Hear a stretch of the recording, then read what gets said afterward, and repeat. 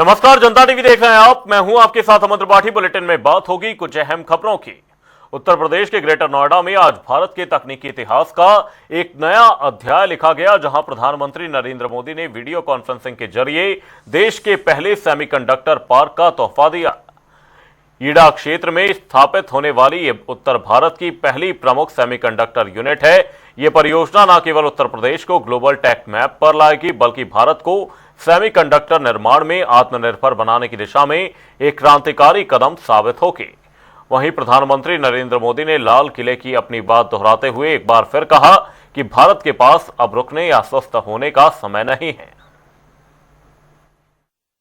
Visionary leadership में आज भारत दुनिया के अंदर एक बड़ी आर्थिक महाशक्ति के रूप में समग्र विकास के नित नए प्रतिमान स्थापित करते हुए आगे बढ़ रहा है।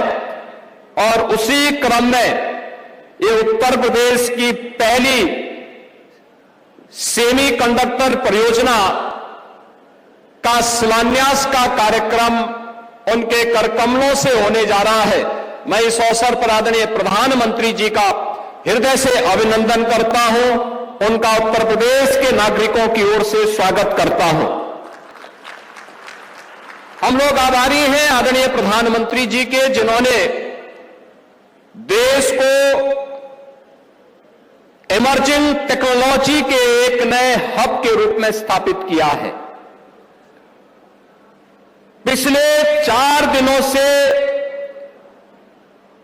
पूरा देश और पूरी दुनिया भारत मंडपम में एआई इंपैक्ट समिट, जिसमें हम लोगों का अनुमान है कि लगभग 10 लाख से अधिक लोगों ने प्रत्यक्ष भागीदारी बनकर के और दुनिया के 110 से अधिक देशों की सहभागिता जिस समिट के माध्यम से हुई है, इस एआई इंपैक्ट समिट के माध्यम से भारत के भविष्य को उज्जवल बनाने और मानवता के जीवन को और भी सरल और सुगम बनाने की दिशा में जो विजन दिया है, वह उसके प्रति हम उत्तर प्रदेश वासियों की ओर से हृदय से आभार व्यक्त करते हैं।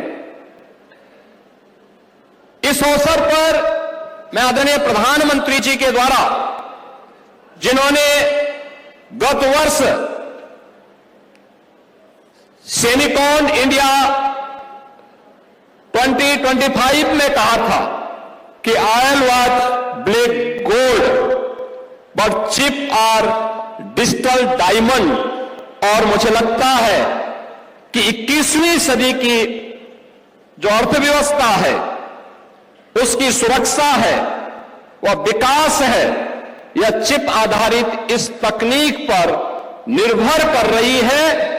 और वह विजन भारत के अंदर पहली बार अगर किन्हीं के किसी के मार्गदर्शन में हम सबको वर्तमान पीढ़ी को देखने को मिल रहा है, तो भारत के विजनरी प्रधानमंत्री श्री नरेंद्र मोदी जी के कारण प्राप्त हो रहा है। इसलिए हर भारतवासी, हर उत्तर प्रदेशवासी आपके इस विजन के प्रति कृतज्ञता ज्ञापित करता है। आज भारत विकसित होने के लक्ष्य पर बहुत तेजी से काम कर रहा है, और मैंने लाल किले से भी कहा है, भारत के पास रुकने का, थमने का समय नहीं है। साल 2026 की शुरुआत से ही भारत ने अपनी कदमताल और तेज कर दी है। 12 जनवरी को विकसित भारत यंग लीडर्स डायलॉग से देश के लाखों युवा जुड़े। 16 जनवरी को हमने नेशनल स्टार्टअप डे मनाया। भारत की स्टार्टअप क्रांति को नई ऊर्जा दी। जनवरी में ही हुई इंडिया एनर्जी समिट में भारत ने अपने सामर्थ्य से दुनिया का ध्यान खींचा। फिर विकसित भारत को नई गति देने वाला बजट आया और अब ये सप्ताह भी भारत के लिए ऐतिहासिक सिद्ध हो रहा है। ग्लोबल एआई इंपैक्ट समिट में दुनिया के अनेक देशों के राष्ट्राध्यक्ष, टेक्नोलॉजी जगत के दिग्गज सभी दिल्ली में जुटे थे। इस समिट में दुनिया ने भारत के एआई सामर्थ्य को देखा, हमारे विजन को समझा और सराहा। साथियों, ये समिट कल ही समाप्त हुई है और अब हम यहां भारत के सेमीकंडक्टर इकोसिस्टम से जुड़े इतने बड़े कार्यक्रम का हिस्सा बन रहे हैं। रुख करेंगे अगली खबर की ओर। उधर मुजफ्फरनगर में आज राज्य मंत्री कपिल देव अग्रवाल ने बेसहारा और जरूरतमंदों को अपना छत मुहैया करवाया है। दरअसल राज्य मंत्री ने 224 लाभार्थियों को आवास योजना के तहत चाबी सौंपी है। वहीं लाभार्थियों के चेहरे पर अपना आवास मिलने पर खुशी देखने को मिल रही है। इस दौरान राज्य मंत्री ने कहा कि आज डबल इंजन सरकार में जन जन का विकास हो रहा है।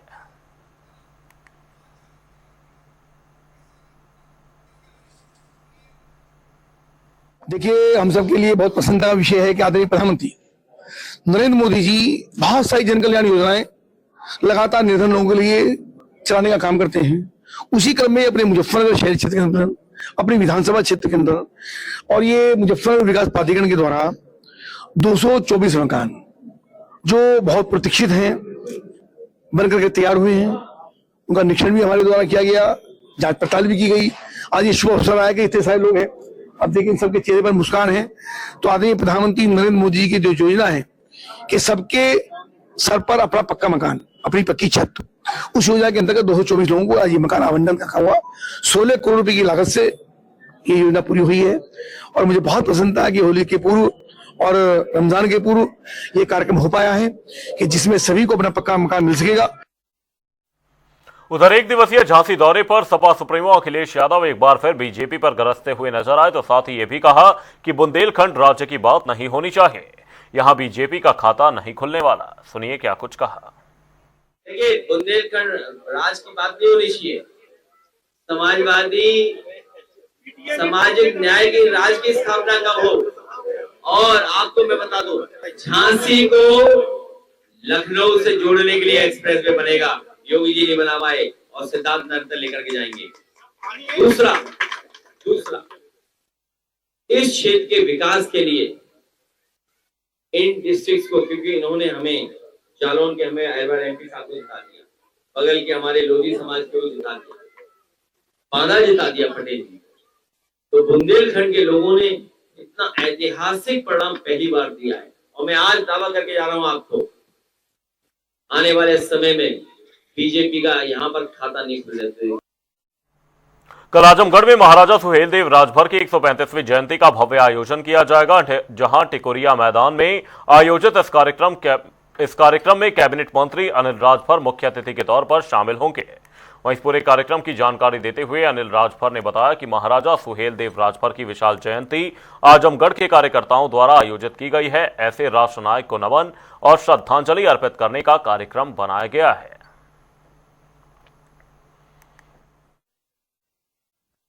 महाराजा सुहेलदेव राजभर जी की एक विशाल जयंती समारोह का कार्यक्रम हमारे आजमगढ़ के साथियों ने आहूत किया है। ऐसे राष्ट्र नायक को नमन करने का, उनको श्रद्धांजलि अर्पित करने का कार्यक्रम साथियों ने बनाया है। वो कार्यक्रम हो रहा है।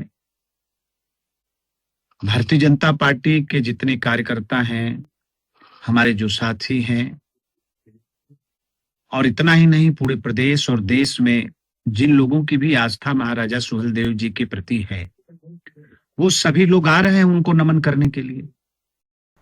उधर बरेली के मीरगंज तहसील में संपूर्ण समाधान दिवस का आयोजन किया गया, जहां पर स्थित जहां पर शिकायतकर्ताओं की समस्याओं को सुना गया और संबंधित अधिकारियों को शिकायतों के निवारण के निर्देश दिए गए। आपको बता दें कि जिलाधिकारी ने लोगों की समस्याएं सुनी। हालांकि उन्होंने यह भी कहा कि समाधान होने की वजह से शिकायतों में कमी आई है।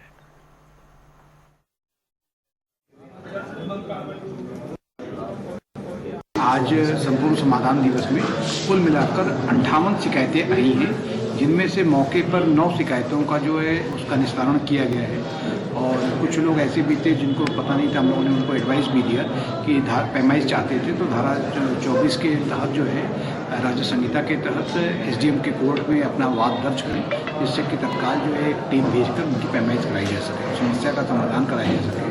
मुख्य रूप से इसमें समस्या जो मैंने देखी आज की जो थी वो चक्रोड से जुड़ी हुई समस्याएं ज़्यादा आई थी। लोग चाह रहे थे कि चक्रोड की पैमाइश करा दिया जाए और तत्काल उसके ऊपर मिट्टी डलवा कर उसका पटान करा दिया जाए। तो सबसे ज़्यादा जो अगर समस्याएं निकली तो चक्रोड की थी। उस पर एसडीएम साहब को कहा गया है। इसमें कुछ शिकायतें आप कह सकते हो 4-5 जो शिकायतें थी वो आपूर्ति विभाग की थी, जिसमें कि यूनिट कट जाने की बात थी और 1-2 कोटे के संबंध में बातें आई थी। इसके अलावा कुछ शिकायतें पुलिस से संबंधित थी। लेकिन यहाँ पे ये कह सकते हैं कि आज देखने में ये आया कि शिकायतकर्ताओं की संख्या जो थी यहाँ पर कम थी। उधर सहारनपुर पुलिस को बड़ी कामयाबी हाथ लगी है, जहां पुलिस ने महिलाओं को सोना दोगुना करने का लालच देकर ठगने वाले गिरोह का खुलासा किया है। साथ ही एक महिला समेत 3 लोगों को गिरफ्तार किया, जिनके पास से एक कार, कैश समेत चाकू भी बरामद किया गया है। कराना है कि 12 फरवरी को थाना मंडी पर यह सूचना प्राप्त हुई थी कि एक महिला के साथ ठप्पेबाजी करके उसके आभूषणों को दुगना करने का लालच देके उससे जो है सोने के आभूषण एक महिला द्वारा जो अज्ञात महिला द्वारा जो है चुरा लिए गए हैं। इस तहरीर के प्राप्त होते ही थाना मंडी पुलिस ने तत्काल सुसंगत धाराओं में अभियोग पंजीकृत किया गया और श्रीमान एसएसपी महोदय के निर्देश अनुसार इसमें टीम गठित की गई, जिसे सीओसीटी 2 और सीओसीटी 1 ने मिलकर उसको लीड किया। उस टीम के द्वारा हर तरह की इन्वेस्टिगेशन करके फाइनली जो है एक्यूज्ड को अरेस्ट किया गया।